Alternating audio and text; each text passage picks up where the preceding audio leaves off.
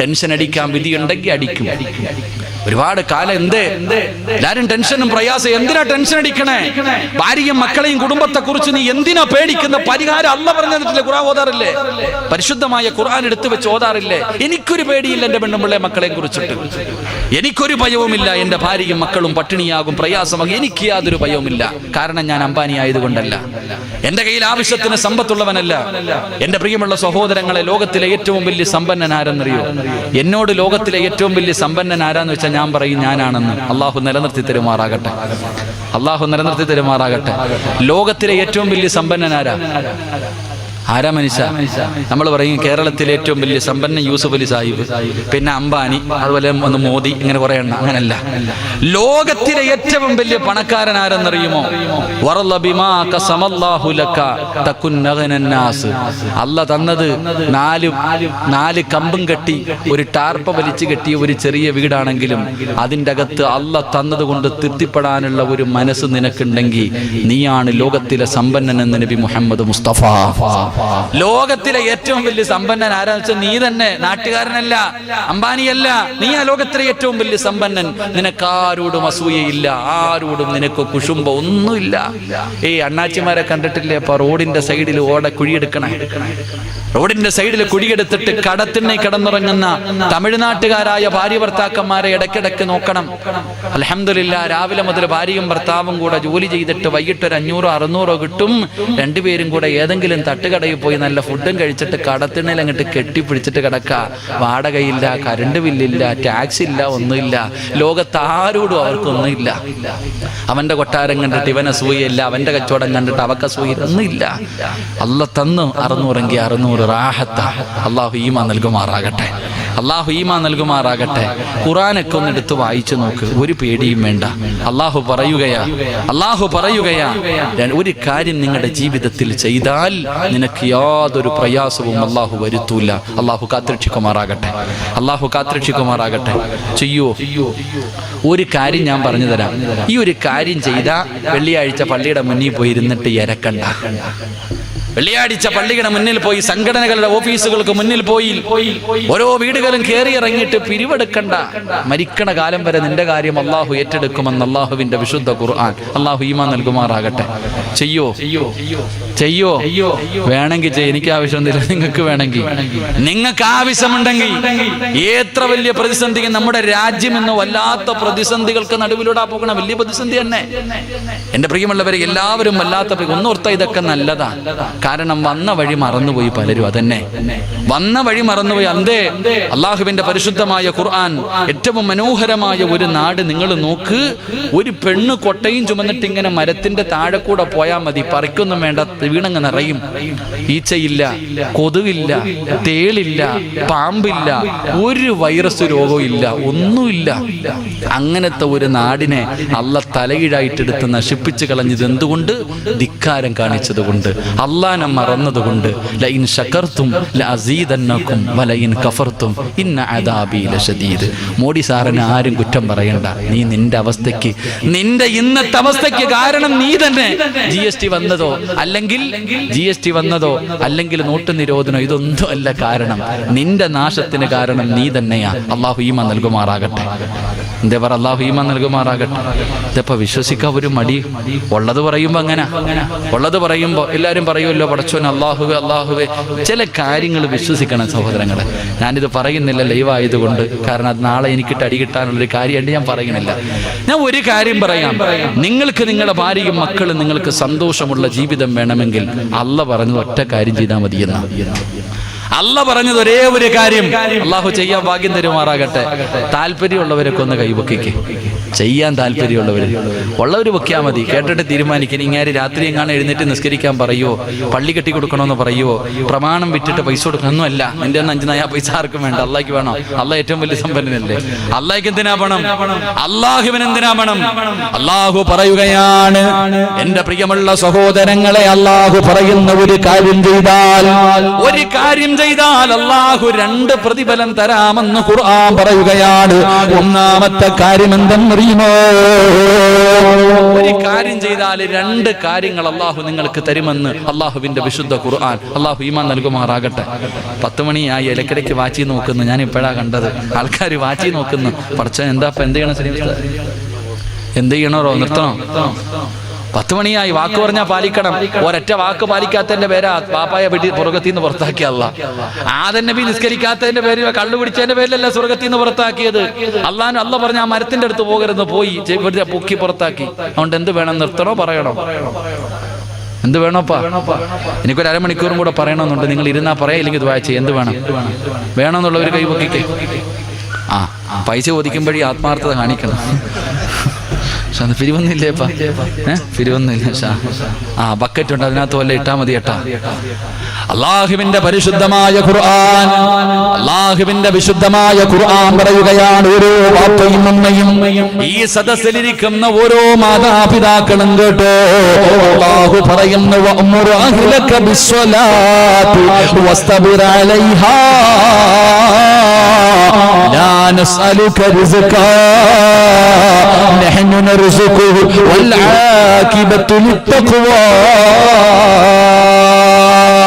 അല്ലാഹുവിന്റെ വിശുദ്ധമായ ഖുർആൻ പറയുക, ഈമാൻ ഉണ്ടെങ്കിൽ വിശ്വസിക്ക്. ഞാൻ പറഞ്ഞതല്ല, അല്ലാഹ് പറഞ്ഞതാ. സൂറത്തു ത്വാഹ അതിന്റെ 35 32 ആയത്താണെന്ന് തോന്നുന്നു. അല്ലാഹു പറയുന്നു, വഅ്മുർ അഹ്ലക ബിസ്സലാത്തി വസ്തബിർ അലൈഹാ. അല്ലാഹു പറയുകയാ, മോനെ, നീയും നിന്റെ ഭാര്യയും നിന്റെ മക്കളും നിസ്കരിക്കണം. നീയും നിന്റെ ഭാര്യയും നിന്റെ മക്കളും കുടുംബസമേതം നിങ്ങൾ നിസ്കരിക്കുന്ന കുടുംബമായാൽ അല്ലാഹ് പറയുകയാ, ലാ നസ്അലുക റിസ്കാ നഹ്നു നർസുഖു. അല്ലാഹ് പറയുകയാ, മരിക്കുന്ന കാലം വരെ കഴിക്കാനുള്ള ഭക്ഷണം ഞാൻ തരാമെന്ന് അല്ലാഹുവിന്റെ വിശുദ്ധ ഖുർആൻ. അല്ലാഹു ഈമാൻ നൽകുമാറാകട്ടെ. ആരാ പറയാ? അല്ലാഹ് പറയാ, എടാ 5 നേരം നീയും നിന്റെ ഭാര്യയും നിന്റെ മക്കളും നിസ്കരിച്ചാൽ മരിക്കുന്ന കാലം വരെ കഴിക്കാനുള്ള ഭക്ഷണം ഞാൻ തരാം. ഞാനാ റാസിഖ്, നീയല്ല. ലാ നസ്അലുക റിസ്ക, നീ തേടി നടക്കണ്ട. നീ ഭക്ഷണം തേടി നീ നടക്കണ്ടടാ. നീ 5 നേരം നിസ്കരിക്കുന്ന കുടുംബമാണെങ്കിൽ മരിക്കുന്ന കാലം വരെ കഴിക്കാനുള്ള ഭക്ഷണം ഞാൻ തരാം. ഒരുത്തന്റെ മുന്നിലും കൈനീട്ടണ്ട. അല്ലാഹു നമുക്ക് ഈമാൻ നൽകുമാറാകട്ടെ. ഉറക്കപ്പറ, അല്ലാഹു ഈമാൻ നൽകുമാറാകട്ടെ. പെട്ടെന്ന് ദഹിക്കൂല ഇത് പറയുമ്പോ ഉടനെ ചോദിക്കും, സിറാജെ അപ്പൊ നാളെ ജോലിക്ക് പോണ്ടേ? അപ്പൊ ഞാൻ ജോലിക്ക് പോയില്ലെങ്കിൽ പിന്നെ എന്റെ ഭാര്യക്കും മക്കൾക്ക് ആര് ഭക്ഷണം കൊടുക്കും? ഞാനൊരു ദിവസം ജോലിക്ക് പോയില്ലെങ്കിൽ എന്റെ കുടുംബത്തിന്റെ കാര്യം ആര് നോക്കും? നല്ല ചോദ്യം. ഞാൻ തിരിച്ചു ചോദിക്കട്ടെ, നിന്നെ ഇവിടുത്തെ പള്ളിപ്പറമ്പിൽ കൊണ്ട് കുഴിച്ചിട്ട് ആര് കൊടുക്കും? നീ എങ്ങനെ കബറിന്ന് പാഴ്സലയക്കുവോ? ചിന്തിക്ക്. നീ ഒരു ദിവസം ജോലിക്ക് പോയില്ലെങ്കിൽ നിന്റെ കുടുംബം പട്ടിണിയാകുമെങ്കിൽ നീ പള്ളിപ്പറമ്പിൽ കിടന്നാൽ നിന്റെ കുടുംബത്തിന് ആര് ഭക്ഷണം കൊടുക്കും? ആര് കൊടുക്കും? ഒന്ന് പറഞ്ഞ, ആര് കൊടുക്കും? ഒന്ന് പറ. നീ മരിച്ചുപോയാൽ നിന്റെ കുടുംബത്തിന് ആര് ഭക്ഷണം കൊടുക്കും? അല്ലാഹ്. ആ അല്ലാഹ് ഇപ്പോഴുണ്ട്. എന്റെ പ്രിയമുള്ള സഹോദര, നിനക്ക് കാലുണ്ടെങ്കിലല്ലേ നീ ജോലിക്ക് പോകത്തുള്ളൂ. കാലെന്ന് പറയുന്ന സാധനം നട്ടല്ലൊടിഞ്ഞാ നീ പോവോ? നീ എവിടെങ്കിലും ഒന്ന് തളർന്ന് വീണ ഒരു ബ്ലോക്ക് അല്ലെങ്കിൽ ഒന്ന് സ്റ്റോക്ക് കഴിഞ്ഞു, സുബ്ഹാനല്ലാഹ്. പിന്നെ കിടന്ന് മലമൂത്ര വിസർജനം. ഇതുണ്ടെങ്കിലല്ലേ നീ പോ. ഇത് തരുന്നവനാരാ? അല്ലാഹ്. അല്ലാഹു ഈമാൻ നൽകുമാറാകട്ടെ. അപ്പൊ നീയും നിസ്കരിക്കണം, നിന്റെ ഭാര്യയെയും നിസ്കരിപ്പിക്കണം, നിന്റെ മക്കളെയും നിസ്കരിപ്പിക്കണം. എങ്കിൽ മരിക്കണ കാലം വരെ കഴിക്കാൻ ഭക്ഷണം അല്ലാഹു തരും. അല്ലാഹു ഈമാൻ തരുമാറാകട്ടെ. അല്ലാഹു ഈമാൻ തരുമാറാകട്ടെ. 5 നേരം നിസ്കരിക്കണ ഏതെങ്കിലും ഒരു മനുഷ്യന് ഭയമുണ്ടോ കുടുംബത്തെ കുറിച്ച്? ഇല്ല. കാരണം രാഷ്ട്രീയക്കാരനല്ല പറഞ്ഞത് തരാന്ന്, അള്ളയാ പറഞ്ഞത് മരിക്കണ കാലം വരെ ഭക്ഷണം ഞാൻ തരാന്ന്. തരാൻ പവറുള്ളവനാ അല്ലാഹ്, ആവശ്യം പോലെ ഉള്ളവനാ അല്ലാഹ്. അല്ലാഹ് വാക്കു പറഞ്ഞാൽ പാലിക്കുന്നവനാ. അല്ലാഹു ഈമാൻ നൽകുമാറാകട്ടെ. അല്ലാഹു ഈമാൻ നൽകുമാറാകട്ടെ. 5 നേരം നിസ്കരിക്കുന്ന ഒരു കുടുംബത്തിനും ഖിയാമത്ത് നാൾ വരെ എത്ര വലിയ സാമ്പത്തികമായിട്ട് തകർന്നാലും അവർക്ക് അല്ലാഹ് പട്ടിണി കൊടുക്കൂല. അവന്റെ വീട്ടിൽ വയറ് നിറച്ച് തിന്നാനുള്ള ഭക്ഷണം ഉണ്ടാകും. അതാ ഉസ്താദന്മാരൊക്കെ തുച്ഛമായ ശമ്പളേ വാങ്ങത്തുള്ളൂ, പക്ഷെ വീട്ടിൽ ബർക്കത്താ. അത് കൊതിപെട്ടിട്ട് കാര്യമില്ല. നിങ്ങളുടെയൊക്കെ വീട്ടിൽ 25,000 30,000 ഒരു മാസം വേണം. പള്ളിയിലെ ഖത്തീബിന് 7, 8, 9, 10 അരിക്ക് 32, 36 കിലോയ്ക്ക് വിലയാ. ഉസ്താദിന് ഇന്നും 10,000 തന്നെ. അതിനക്കരെ കയറില്ല. ഉസ്താദന്മാർക്ക് പിന്നെ അങ്ങോട്ട് കൂട്ടി കൊടുക്കൂല. കാരണം എന്തേ? കൂട്ടി എന്തോ അവന്റെ വീട്ടിൽ നിന്ന് എടുത്തുകൊണ്ട് വന്ന് കൊടുക്കുന്ന പോലെ ശമ്പളം. പള്ളിയിലെ ഉസ്താദന്മാർക്ക് ശമ്പളം കൊടുക്കാൻ കമ്മിറ്റിക്കാർക്ക് വലിയ പ്രയാസമാണ്. ബാക്കി എന്തിനു കൊടുക്കാനും അവനറിയാം. അവന്റെ വീട്ടിൽ 25,000 30,000 തന്നെ കയ്യിലില്ല. കറണ്ട് ബില്ല് തന്നെ 10,000 രൂപ. രൂപ. പള്ളിയിലെ ഉസ്താദിനെ അളക്കും, ശമ്പളം കൂട്ടി ചോദിച്ചാൽ ചോദിക്കും വേണോ? അയ്യോ അതിൻ്റെ എല്ലാം അല്ലോ ഭയങ്കര ചെലവല്ലേ. ഇതാപ്പ ഉസ്താദന്മാരൊക്കെ ഉള്ളതുകൊണ്ട് പറഞ്ഞു കേട്ടാ, പാവപ്പെട്ടവരെ ഗതി. പക്ഷെ അസൂയപ്പെട്ടിട്ട് കാര്യമില്ല. അള്ളാഹു അവർക്ക് ബർക്കത്ത് ചെയ്തിട്ടുണ്ട്. അള്ളാഹു ആ ബർക്കത്ത് നിലനിർത്തി കൊടുക്കുമാറാകട്ടെ. അള്ളാഹു നിലനിർത്തി കൊടുക്കുമാറാകട്ടെ. ഞാൻ ആദ്യമായിട്ട് ജോലി ചെയ്യുന്നൊരു പള്ളിയിൽ പോയി. ആദ്യമായിട്ട് ജോലിക്ക് പോയപ്പോൾ അവിടെ ഒരു മോദി സാഹിബ് ഉണ്ട്, വാങ്ങി വിളിക്കണ ചങ്ങായി. 5500 രൂപ ശമ്പളം. ഈ ചങ്ങാതി ശമ്പളം കൂട്ടി ചോദിക്കുകയില്ല. ഞാൻ അപ്പൊ കമ്മിറ്റിക്കാരോട് പറഞ്ഞു, പാവല്ലേ, അപ്പൊ ഒന്ന് ഉസ്താദെ അയ്യാക്ക് ആവശ്യമില്ല, പിന്നെ നിങ്ങൾക്ക് എന്തേ? അപ്പൊ ഞാൻ ഒരിക്കൽ എന്ത് ചെയ്തു, ഞാൻ പഠിച്ചിറങ്ങിയ പ്രായമല്ലേ, കുറച്ചല്ലേ ആയപ്പം വലിയ വിവരമൊന്നും ഇല്ലല്ലോ, പള്ളി ജോലിയെ കുറിച്ച് എക്സ്പീരിയൻസ് ഇല്ലാത്തതുകൊണ്ട് ഞാൻ ഈ മാമാർത്ത് ചോദിച്ചു, എന്താ ഇപ്പൊ നിങ്ങളുടെ ശമ്പളം കൂട്ടി ചോദിക്കാത്ത? എന്നോട് പറയാ, ഉസ്താദെ 3 പെൺമക്കളുണ്ടായിരുന്നു, 3നെയും കെട്ടിച്ചു. 3 മക്കളെയും ഞാൻ കെട്ടിച്ചു. 15ഉം 10ഉം പവനും 2 ലക്ഷം ഓരോ ലക്ഷം രൂപയും കൊടുത്ത് കെട്ടിച്ചു. അൽഹംദുലില്ലാ 1 രൂപ പോലും കടവില്ല. ഒരാളുടെ മുന്നിലും ഞാൻ കൈനീട്ടാൻ പോയിട്ടില്ല. അൽഹംദുലില്ലാ 5 സെന്റും ഒരു മനോഹരമായ വീടുമുണ്ട്. ഇതെല്ലാം ഈ 5500 നല്ല കിട്ടിയ എനിക്ക് എന്താ വേണ്ടതെന്ന്. അതാ ബർക്കത്ത്. അള്ളാഹു നൽകി അനുഗ്രഹിക്കുമാറാകട്ടെ. ഇവിടെ ഒരെണ്ണമേ ഉള്ളൂ വീട്ടിൽ, രാവും പകലും ഓടുക. കേൾക്കണം, 3 പെൺമക്കളെ ഒരു 10-15 കൊല്ലത്തിന് മുമ്പ് ചിന്തിക്ക്. ആ മനുഷ്യൻ 10-15 പവൻ സ്വർണവും കൊടുത്തു, ഓരോ ലക്ഷം രൂപയും കൊടുത്തു, കടവുമില്ല, പലിശയ്ക്ക് എടുത്തിട്ടില്ല, ലോണും എടുത്തിട്ടില്ല, ഒന്നില്ല. പടച്ചോനെ ആരുടെ മുന്നിലും കൈ നീട്ടിയിട്ടില്ല, പിരിവ് എടുക്കാതെ കെട്ടിച്ചിട്ട് 5 സെന്റ് ഒരു വീട് കൊണ്ട് ഉസ്താദ്, ഇനി എനിക്ക് എന്താ വേണ്ടേ? ഇതെല്ലാം ഈ 5500 നല്ല ഉണ്ടായേ. ഇവിടെ ആകെ 10 വയസ്സേ ഉള്ളൂ വീട്ടിൽ. പെണ്ണുമ്പിള്ള ഇടയ്ക്കിടയ്ക്ക് പറയും, അള്ളാഹുവെ കൊച്ചു വളർന്നു വരുന്നു, രാവും പകലും ഒട്ടവാ, മുള കെട്ടിക്കാറായി 10 വയസ്സുകാരി. അള്ളാഹു പഴയ ആൾക്കാരതാപ്പാ. പഴയ ആൾക്കാരൊക്കെ ഇന്ന് 2 കൂടുതലില്ല വീട്ടിൽ, 2 കൂടുതലില്ല. ഉണ്ടെങ്കിൽ 3 ബർക്കത്തിനൊന്നുകൂടെ, സുന്നത്തല്ലേ 3 നിർത്തി, പ്രസവം നിർത്തി കഴിഞ്ഞു. എന്നാ പണ്ട് അങ്ങനല്ല, 5ഉം 6ഉം 7ഉം 8ഉം മക്കള്. നമ്മുടെ വീട്ടിൽ 10 ആയിരുന്നില്ലേ ഉസ്താദ്? ഞങ്ങളുടെ ഉമ്മ 10 പ്രസവിച്ച. അള്ളാഹു ഇന്നും ജീവിച്ചിരിപ്പുണ്ട്, ദീർഘായുസ് കൊടുക്കുമാറാകട്ടെ. എന്റെ സഹോദരങ്ങളെ, പണ്ടൊക്കെ ഓരോ വീട്ടിൽ 5ഉം 6ഉം പെൺമക്കള്. ഏത് അത്തായിക്ക ടെൻഷൻ ഉണ്ടായിരുന്നു? എന്റെ മക്കളെ കെട്ടിച്ചു വിടണമെന്ന് പറഞ്ഞിട്ട് ഏത് വാപ്പായോ സുജൂദി കിടന്ന് ഒന്നില്ല, ഒരു പ്രയാസവും ഇല്ല. അവരൊക്കെ മനോഹരമായി ഇന്ന് ജീവിക്കുന്നതിനേക്കാളും നല്ല രീതിയിൽ ജീവിക്കുന്നുണ്ട് അവരൊക്കെ. അൽഹംദുലില്ലാ, അള്ളാഹു ഈമാൻ നൽകി അനുഗ്രഹിക്കുമാറാകട്ടെ. അതുകൊണ്ട് എൻ്റെ പ്രിയമുള്ള സഹോദരങ്ങളെ, നമ്മൾ മനസ്സിലാക്കേണ്ട കാര്യം, അള്ളാഹ് പറയുകയാ, എന്നോട് നീ നന്ദി കാണിച്ചാൽ ഞാൻ തരാം ഭക്ഷണം. തവക്കൽ എന്നെ ഏൽപ്പിക്കും, വിശ്വാസം എന്നെ ഏൽപ്പിക്കും, ഞാൻ തരാം. 2 അള്ളാഹ് ചോദിക്കാം, മോനേടാ നല്ല മരണം വേണോടാ? നല്ല മരണം വേണോ? പൈസ കൊടുത്ത് വാങ്ങാൻ പറ്റൂല, അധികാരം കൊണ്ട് വാങ്ങാൻ പറ്റൂല, കുടുംബ മഹിമ പറഞ്ഞിട്ട് വാങ്ങാൻ പറ്റൂല. അള്ളാഹ് പറയുകയാ, ആർക്കെങ്കിലും നല്ല മരണം വേണോ? വലാഖിബത്തുൽ ലിത്തഖ്വ, നിസ്കരിച്ചാ ഞാൻ തരാം. പൈസ കൊടുക്കേണ്ട മനുഷ്യ. വെള്ളിയാഴ്ച ഓരോരുത്തരുടെ മയ്യത്ത് കണ്ടിട്ട് ഇറങ്ങിപ്പോ, എന്താപ്പ ചിരിയോ, ഓനെ കണ്ടോടെ, നല്ല മരണം കേട്ടോ, നല്ല മരണം കേട്ടോ. എന്റെ അത്ത മരിച്ചത് വെള്ളിയാഴ്ച രാവിലെ. ചില മക്കൾ പറയും, ചില ഉമ്മമാര് പറയും, ഉസ്താദ് തഹജ്ജുദ് നിസ്കരിച്ചിട്ട് സംസം വെള്ളം കുടിച്ച് ലാ ഇലാഹ ഇല്ലല്ലാഹ് എന്ന് പറഞ്ഞിട്ടാ എന്റെ അമ്മ മരിച്ചേ. ഇത് പറയണേട്ട വിചാരിക്കും താത്തായിക്ക് സ്വർഗം കിട്ടുമെന്ന്. എടാ ചങ്ങായി, നിന്റെ വാപ്പ വെള്ളിയാഴ്ച മരിച്ചാൽ നിനക്ക് സ്വർഗം കിട്ടുമോ? കിട്ടൂല. അങ്ങാരി രക്ഷപ്പെട്ട്, ആ മനുഷ്യൻ രക്ഷപ്പെട്ട്. നീ ആ വാപ്പാടെ മോനാണെങ്കിൽ നീ വെള്ളിയാഴ്ച രാവിലെ നല്ലപോലെ ഒന്ന് പോകും. വാപ്പ വെള്ളിയാഴ്ച മരിച്ചെങ്കിൽ നീ റമദാനിലെ വെള്ളിയാഴ്ച മരിക്കണം. അപ്പോഴാ നീ മോനാകുന്നത്. അള്ളാഹു ഈമാൻ നൽകുമാറാകട്ടെ. അപ്പൊ അള്ളാഹ് പറയുകയാ, ആർക്കെങ്കിലും നല്ല മരണം വേണമെങ്കിൽ ഞാൻ തരാം. 5 നേരം നിസ്കരിച്ചാൽ മതി, പൈസ ചെലവില്ല. 5 നേരം നീ നിസ്കരിച്ചാൽ നിനക്ക് ഭക്ഷണവും തരാം, നിനക്ക് നല്ല മരണവും ഞാൻ തരാം. അള്ളാഹു ഈമാൻ നൽകുമാറാകട്ടെ. എന്റെ പ്രിയമുള്ള സഹോദരങ്ങൾ, അപ്പൊ ഞാൻ പറഞ്ഞു വന്നത്, കഷ്ടപ്പെട്ട് സമ്പാദിച്ചത് മുഴുവനും കളഞ്ഞിട്ട് അള്ളാഹുവാണ് വലുതെന്ന് പറഞ്ഞു പോകും. അല്ലാതെ ഈ പള്ളിയിൽ നിന്ന് വാങ്ക് വിളിക്കും, ഹയ്യ അലസ്സലാ ഹയ്യ അലൽ ഫലാ.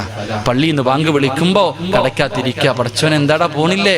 പള്ളിക്കകത്ത് നിസ്കാരം നടക്കുന്നു, പോകുന്നില്ലേ? അള്ളാഹുബേ, ഇപ്പൊ ഞാൻ പോയാ കസ്റ്റമർ പോകും, കച്ചവടം പോയി. ഞാനിപ്പോ പള്ളിക്കകത്ത് പോയാ കച്ചവടം പോയി. അള്ളാഹു അതുകൊണ്ട് വേണ്ട, നിസ്കരിക്കാൻ പോത്തില്ല, എനിക്ക് കച്ചവട വലുത് പള്ളിയല്ല. എന്റെ പ്രിയമുള്ള സഹോദരങ്ങളെ, കച്ചവടം തന്ന അള്ളാഹിക്ക് പൂട്ടിക്കാനും അറിയാം. അള്ളാഹു ഈമാൻ നൽകുമാറാകട്ടെ. പടച്ചവനാ നിനക്ക് കടയും തന്നത്, കച്ചവടം തന്നത്, പണവും തന്നത്. ആ അള്ളാഹിക്ക് ഇവിടുത്തെ പള്ളിയുടെ മുന്നിൽ കൊണ്ടിരുത്തിയിട്ട് പിരിവ് നടത്തിക്കാനും അള്ളാഹുവിന് കഴിവുണ്ട്. അള്ളാഹു നമുക്ക് ഈമാൻ നൽകുമാറാകട്ടെ. അപ്പൊ ഹിജ്റ പഠിപ്പിച്ചു തരുന്ന 3ാമത്തെ പാഠം, തവക്കല്. അള്ളാഹ് കൂടെയുണ്ട്.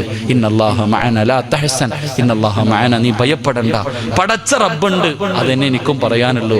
ബദരീങ്ങളെ സഹായിച്ച അള്ളാഹ് 313 സഹാബത്ത് കടിക്കാൻ ഭക്ഷണമില്ലാതെ, എൻ്റെ പ്രിയമുള്ളവരെ, നേരെ ഒരു വാളോ പരിചയോ ഒന്നുമില്ലാതെ 313 പേര് ഈ ഈമാൻ എന്ന് പറയുന്ന പരിചയമായിട്ട് ഇറങ്ങിപ്പോകുമ്പോഴാ അള്ളാഹുവെ മലക്കുകൾ ഇറങ്ങി വന്നത്. അള്ളാഹുവിന്റെ ആകാശ ലോകത്ത് നിന്ന് മലക്കുകൾ ഇറങ്ങി വന്നത് 313 സ്വഹാബത്തിന്റെ ഈമാൻ കൊണ്ടാ, അവർ അള്ളാഹുവിൽ വെച്ചിരുന്ന പ്രതീക്ഷ കൊണ്ടാ. അതുകൊണ്ട് അള്ളാഹുവിന്റെ പ്രവാചകൻ അവിടെന്ന് പറയുന്നു, അബൂബക്കറേ നീ ഭയപ്പെടണ്ട.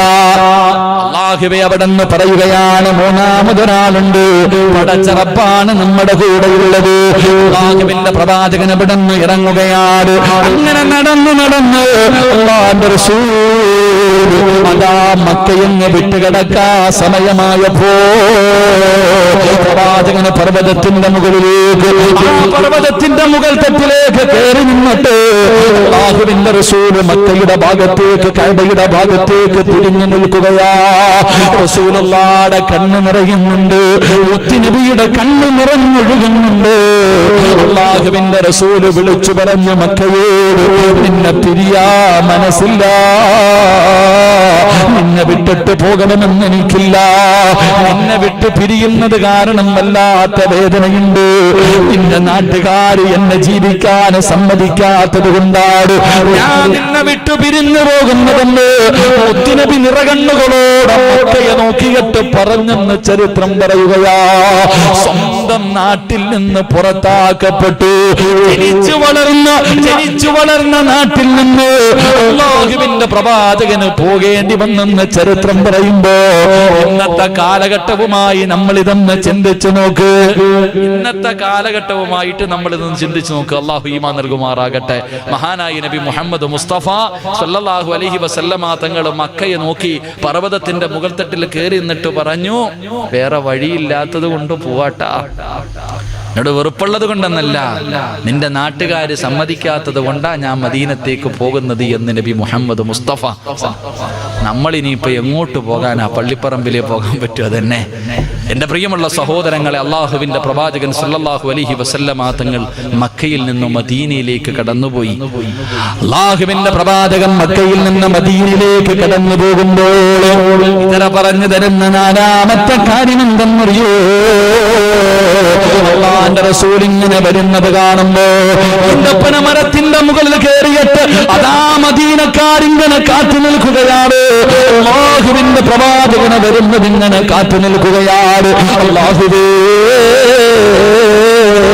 അങ്ങ് ദൂരെ നിന്ന് മഹാനായ നബി മുഹമ്മദ് മുസ്തഫ സല്ലല്ലാഹു അലൈഹി വസല്ലമ തങ്ങള്, അബൂബക്കർ സിദ്ദീഖ് തങ്ങള് രണ്ടുപേരും നടന്നു വരുന്നത് കാണുമ്പോ അല്ലാഹുവേ, മദീനയ്ക്കന്ന് ഉത്സവമായിരുന്നു. സന്തോഷം കാരണം തുള്ളിച്ചാടുകയാണ്. അല്ലാഹുവിന്റെ പ്രവാചകനെ എവിടെന്ന് കാണുമ്പോ മദീന നിവാസികളെന്ന് ആഘോഷം കൊണ്ട് സന്തോഷിക്കുകയാ. എന്റെ പ്രിയമുള്ളവരെ, അവര് ചെയ്ത നാലാമത്തെ പാഠമുണ്ട്. മുഹാജിരീങ്ങളെ കടന്നു വന്നപ്പോ ഇട്ടിരുന്ന വസ്ത്രവുമായി തന്റെ നാട്ടിലേക്ക് കടന്നു വന്ന മുഹാജിരീങ്ങളോട് അൻസാരികളെ ചെയ്തതെന്തെന്നറിയോ? അവരെ കെട്ടിപ്പിടിക്കുകയാ. അൻസാരികള് മുഹാജിരീങ്ങളുടെ കയ്യിൽ പിടിച്ചിട്ട് അവര് പറഞ്ഞ കാര്യമെന്തേ? ഞങ്ങള് കൂടെയുണ്ട്, നിങ്ങൾ കൂടെയുണ്ട്, നിങ്ങൾ ഒരിക്കലും ഭയപ്പെടണ്ട, നിങ്ങൾക്കൊന്നുമില്ലെന്ന് പറഞ്ഞ് നിങ്ങൾ പേടിക്കണ്ട, ഞങ്ങൾ കൂടെയുണ്ട്. അല്ലാഹുവേ, 2 വീടുള്ളവരൊരു വീട് കൊടുത്തു, 2 വീടുള്ളവരൊരു വീട് കൊടുത്തു, തോട്ടമുള്ളവർ തോട്ടങ്ങൾ കൊടുത്തു, വാഹനമുള്ളവർ വാഹനം കൊടുത്തു, സമ്പാദ്യമുള്ളവർ സമ്പത്തിന്റെ പകുതി കൊടുത്തു. എന്തിന്? 2 ഭാര്യമാരുള്ളവർ, 2 ഭാര്യമാരുള്ളവർ ഒരു ഭാര്യയെ തലാക്ക് പറഞ്ഞിട്ട് മുഹാജിരീങ്ങൾക്ക് വിവാഹം കഴിച്ചു കൊടുത്തു എന്ന് ചരിത്രം പറയുമ്പോ എന്റെ പ്രിയമുള്ള സഹോദരാ, ഇതര പഠിപ്പിച്ചു തരുന്ന നാലാമത്തെ കാര്യം എന്തെന്നറിയോ? ഉള്ളവനില്ലാത്തവന് കൊടുക്കണേ, ഉള്ളവനില്ലാത്തവന് കൊടുക്കണേ. എന്റെ പ്രിയമുള്ളവരെ, നിന്റെ കണ്ണിന്റെ മുന്നിൽ എത്ര പാവങ്ങളെ കാണുന്നുണ്ട്, എത്രയോ രോഗികളെ കാണുന്നുണ്ട്, കിടക്കാ വീടില്ലാത്തവരുണ്ട്, മക്കളെ കെട്ടിച്ചു കൊടുക്കാ ഗതിയില്ലാത്തവരുണ്ട്, ഒരു നേരത്തെ അന്നത്തിന് വകയില്ലാത്തവരുണ്ട്, ഒരു നേരത്തെ മരുന്ന് വാങ്ങാൻ കഷ്ടപ്പെടുന്നവരുണ്ട്. തിരിഞ്ഞു നോക്കൂലല്ലോ, അവരെ സഹായിക്കൂലല്ലോ, അവരെ കണ്ട പരിചയം കാണിക്കൂലല്ലോ. നിന്റെ കുടുംബത്തിൽ തന്നെ എത്രയോ പാവങ്ങളുണ്ട്, അവരെ സഹായിക്കാനുള്ള മനസ്സ് നമുക്കില്ലാതെ പോയി. സഹോദരാ, നീ അൻസാരിങ്ങളെ പോലെയാകണേ എന്ന് ആദരവായ പ്രവാചകൻ നബി മുഹമ്മദ് മുസ്തഫ സല്ലല്ലാഹു അലൈഹി വസല്ലം ഹിജ്റ ചെയ്ത് ഇട്ടിരുന്ന വസ്ത്രവുമായി മക്കയിൽ നിന്ന് മദീനയിലേക്ക് കടന്നുപോയ സഹാബികളെ മദീന നിവാസികൾ പിടിച്ചിട്ട് പറയാ, നീ പേടിക്കണ്ട, എന്റെ 2 വീട്ടിൽ ഒരു വീട് നിനക്ക്. ാകട്ടെ, ഭൂമിയിലുള്ളവരോട് നീ കരുണ കാണിച്ചാലേ ആകാശത്തിലുള്ളവൻ നിന്നോട് കരുണ കാണിക്കൂ എന്ന് നബി മുഹമ്മദ് മുസ്തഫ. പാവങ്ങളെ സഹായിക്കാനുള്ളൊരു മനസ്സ്, പാവപ്പെട്ടവർക്ക് കൊടുക്കാനുള്ള മനസ്സ്, എന്റെ പ്രിയമുള്ള സഹോദരങ്ങൾ, ആ ഒരു മനസ്സാണ് ഇന്നില്ലാതെ പോയത് നമുക്ക്. എത്രയോ യതീമീങ്ങൾ, എത്രയോ പാവപ്പെട്ട പെൺമക്കൾ, വിവാഹപ്രായം കഴിഞ്ഞവർ, തിരിഞ്ഞു നോക്കാൻ തന്റെ കുടുംബത്തിൽ തന്നെ എത്രയോ പാവങ്ങൾ. നമ്മൾ ചോദിക്കും, അല്ലാഹുവേ കഴിക്കാൻ ഭക്ഷണമില്ലാത്ത വീടുകളുണ്ടെന്ന് പറഞ്ഞാൽ ചോദിക്കും, അങ്ങനത്തെ ആൾക്കാരൊക്കെ ഉണ്ടോന്ന്. നിന്റെ കണ്ണ് തുറന്ന് നോക്കാത്തത് കൊണ്ടാ സഹോദര. എത്രയോ പാവങ്ങളുണ്ട്. എന്റെ പ്രിയമുള്ള സഹോദരങ്ങളെ, നമ്മളെ കൊണ്ട് ചെയ്യാൻ പറ്റുന്ന കാരുണ്യ പ്രവർത്തനങ്ങൾ നമ്മൾ ചെയ്യണം. നമ്മളെ കൊണ്ട് കഴിയുന്ന നമ്മുടെ കുടുംബത്തിലും നമ്മുടെ അയൽവാസികളിലും എത്രയോ പാവങ്ങളുണ്ട്. ആ പാവപ്പെട്ടവരെ സഹായിക്കാനുള്ള ഒരു മനസ്സ് എന്റെ പ്രിയമുള്ള സഹോദരങ്ങളെ നമുക്കുണ്ടാകണം. അല്ലാഹു നമുക്ക് ഭാഗ്യം തരുമാറാകട്ടെ.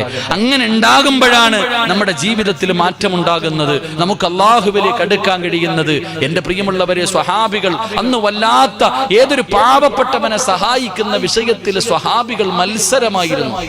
ഇന്ന് സ്വഹാബികൾ വല്ലാത്ത മത്സരം. എന്റെ പ്രിയമുള്ളവരെ, ചരിത്രം എടുത്തു നോക്ക്.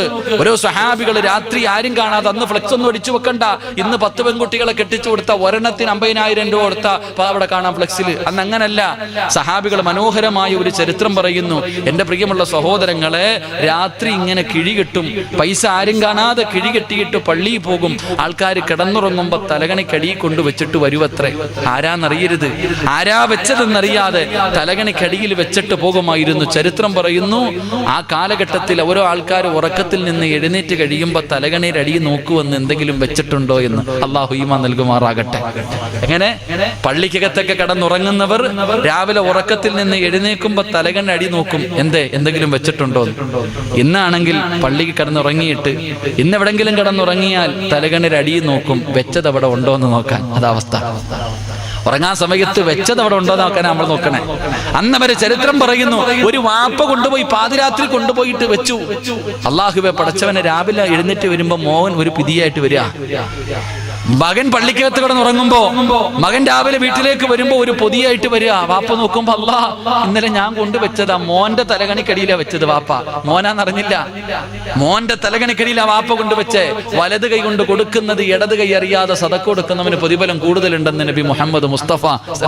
രണ്ടുപേരും കൂടെ മോൻ പറഞ്ഞു, വാപ്പ പറഞ്ഞു, എടാ ഇത് ഞാൻ കൊണ്ടുവച്ചതാ, ഇങ്ങതാടാ, നിനക്ക് പറ്റൂല. മകൻ പറഞ്ഞു, ഇല്ല വാപ്പ, നിങ്ങളെ ഞാനാന്നറിഞ്ഞില്ലല്ലോ കൊണ്ടുവച്ച. നബിയുടെ മുന്നിൽ പോയെന്നാ പരാതി. നബിയുടെ മുന്നിൽ പോയ എന്റെ പ്രിയമുള്ളവരെ, പ്രവാചകൻ പറഞ്ഞു, അത്ര പ്രതിഫലം നിങ്ങൾക്കുണ്ട്, പ്രതിഫലമുണ്ടെന്ന് മുത്തുനബി പറയുമ്പോ, എന്റെ പ്രിയമുള്ളവരെ, അങ്ങനെയാകണം നമ്മുടെ വീട്, നമ്മുടെ നാട്. പരിശുദ്ധമായ ഖുർആൻ എടുത്തു നോക്ക്. അല്ലാഹു ഒരു വീടേ പറഞ്ഞുള്ളൂ. പരിശുദ്ധമായ ഖുർആൻ എടുത്തു നോക്ക്. അല്ലാഹു ഒരു വീടിനെ കുറിച്ച് പറഞ്ഞു തന്നു. അല്ലാഹു നമുക്ക് ഈമാൻ നൽകുമാറാകട്ടെ.